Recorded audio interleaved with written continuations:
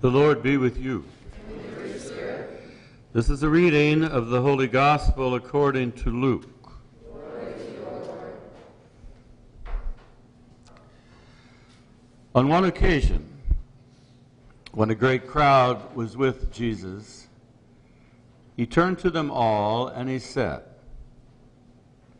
"If any one of you comes to me without turning your back on your father and mother, your wife and your children, your brothers and your sisters, indeed, your very self, you cannot be my follower. Anyone who does not take up your cross and follow me cannot be my disciple. If one of you decides to build a tower, will you not first sit down and calculate the outlay to see if you have enough money to complete the project? You will do that for fear of laying the foundation and then not being able to complete the work, at which all who saw it would then jeer at you, saying, 'You began to build what you could not finish.' Or if a king is about to march on another king to do battle, will the first king not sit down first and consider whether with 10,000 men he can withstand an enemy coming against him with 20,000? If he cannot, he will send a delegation while the enemy is still at a distance, asking for terms of peace. In the same way, none of you can be my disciple if you do not renounce all your possessions." The Gospel of the Lord. Praise to you, Lord Jesus Christ.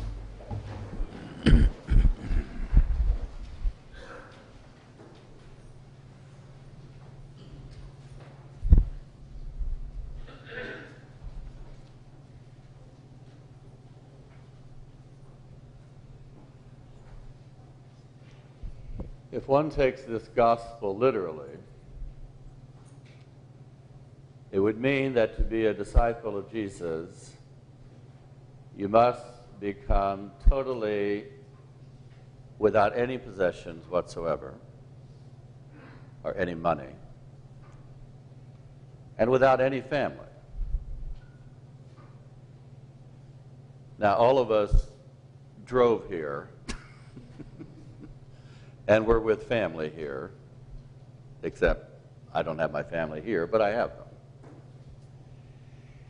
So Jesus seems to paint a rather bleak picture of discipleship. If you take it just word for word, okay, no more possessions, no more family, all you got left is the cross every day.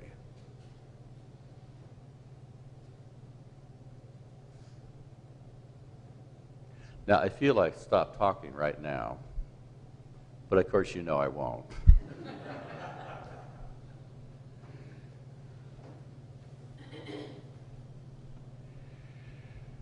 Two things, well, actually more than two, but to start off with, two things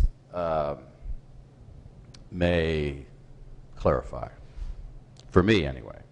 I'll talk about my take on that gospel, or my trying to connect with it in a positive way that is not bleak, because you know I'm not into bleak. First of all, in my delegation trips down to the country of El Salvador from the mid-'80s to the mid-'90s, during their Civil War, and getting to know our sister parish down there and the people there, Madre de los Pobres. And they had this saying that they repeated often to themselves.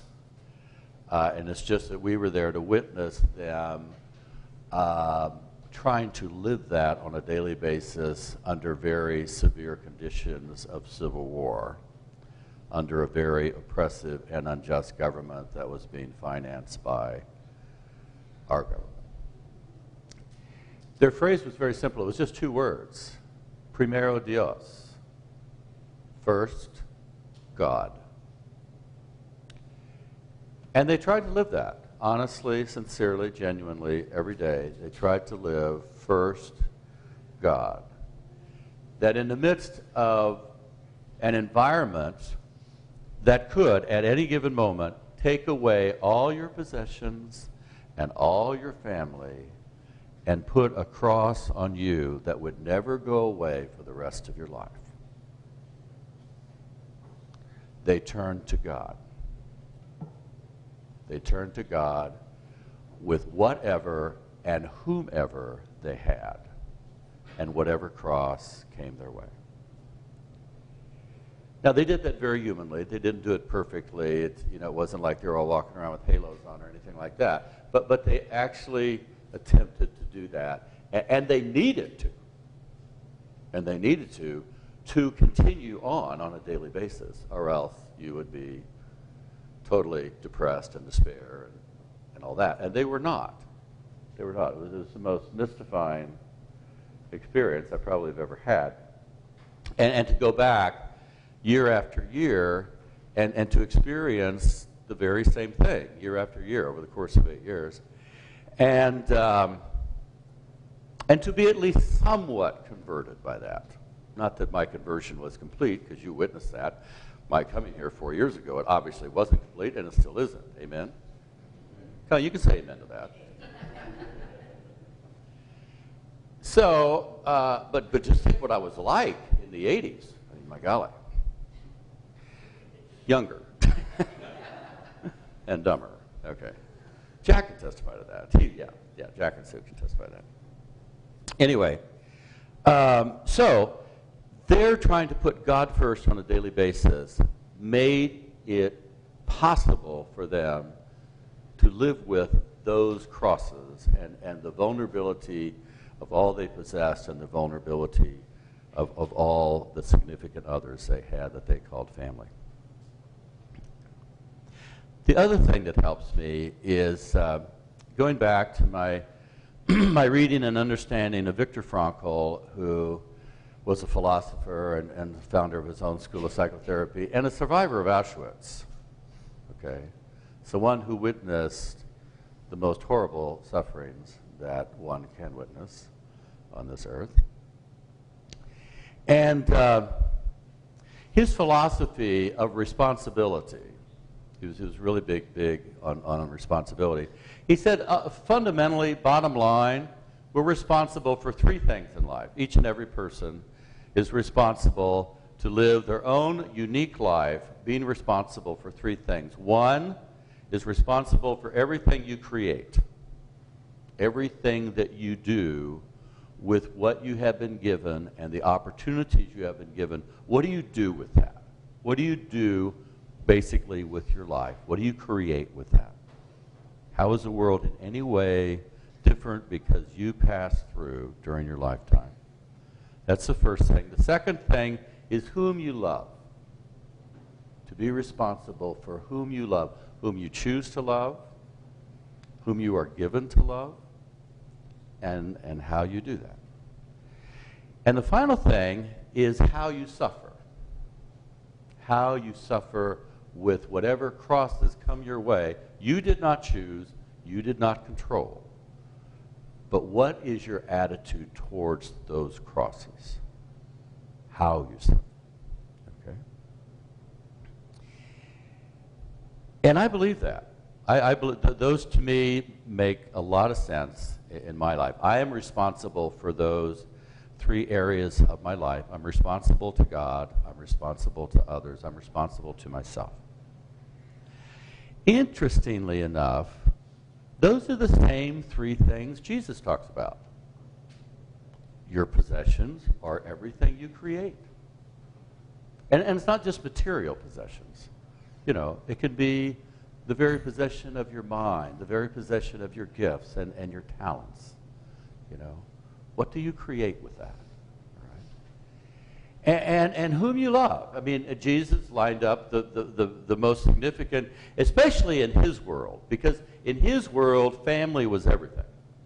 Family was absolutely everything. So he talks about, you know, discipleship affecting everything you create, everyone you love, and how you suffer. And when you think about it, not go into the literal bleakness of what Jesus said. When you think about your discipleship, and you think about how does that discipleship influence all your responsibilities? How does your discipleship influence all your responsibilities? How does it influence what you do with what you have? What you have in terms of inside and out, what you have in terms of time and opportunity. How does your discipleship influence your choices with all of that? How does your discipleship influence your most significant relationships? How are those relationships shaped by your discipleship or not shaped by your discipleship? And how is your discipleship shape how you carry the crosses that come your way? You don't have to go out and look for them, amen, at all. They'll come find you, don't they? You're not even giving me an amen on this, all right? Your crosses will find you, amen? Yes, they do. Yes, they do. You can run, but you can't hide. So, but how does your discipleship influence what you do with those? Okay. That's what I see, at least from where I stand in the midst of this very imperfect life and being living it for 65 years and still with a long way to go, not necessarily in terms of quantity of time, but certainly in terms of quality of life, is that to me it's not the bleak interpretation of being, you know, homeless, penniless, friendless, familyless, you know, and just walking around carrying a cross, being bent over double till the day I die. It's how does my discipleship influence these areas of my life, which are the most significant. To me, it's the most significant that what I create each and every day, what do I do with this time and opportunity, and what connections that I have, and here's the people I most dearly love, and then here's the crosses that come my way. How does my discipleship, how does God influence all of that? Because we are mortal, and I think I cannot read this gospel. I mean, I presume you can't read any of the gospels, but some is more vivid than others, and this one is for me for whatever reason, is that ultimately, because we are mortal, we do have to let go of all of our possessions. Ultimately, because we are mortal, we do have to let go of every member of our family. And ultimately, we do have to carry the cross that is our own dying. Okay? So, ultimately, what Jesus is saying is that's the path. That's the path of your own mortality. It's just, how does your discipleship influence the path? Okay? And it starts now. It isn't when you get there, it's now. What are you doing leading up to all of that? And when I think about that, I really think about my own mom and dad. That's what I think about when I think about that. Because they've been gone now for 11 years. And we had the opportunity and the privilege of being their caregivers on that final journey. My siblings and I, and their partners, and their children. And so, in a way, it was watching their witness of letting go. It was watching their witness of facing their own death and facing each other's death and facing us with that and us facing them with that and each other. And so it was a very conscious thing, daily. And you know, and of course it's irreversible. You know, it just keeps going until it's done. And then what do you do with that? And part of the grieving process is incorporating not only everything that they gave us and taught us when we were growing up, but it's incorporating this final gift and this final teaching that they gave us, which is priceless. And so that's my take on this. That's where my meditation has gone. And to me, that is not bleak at all. To me, that's very real and something that I actually needed to hear because it helps my perspective always.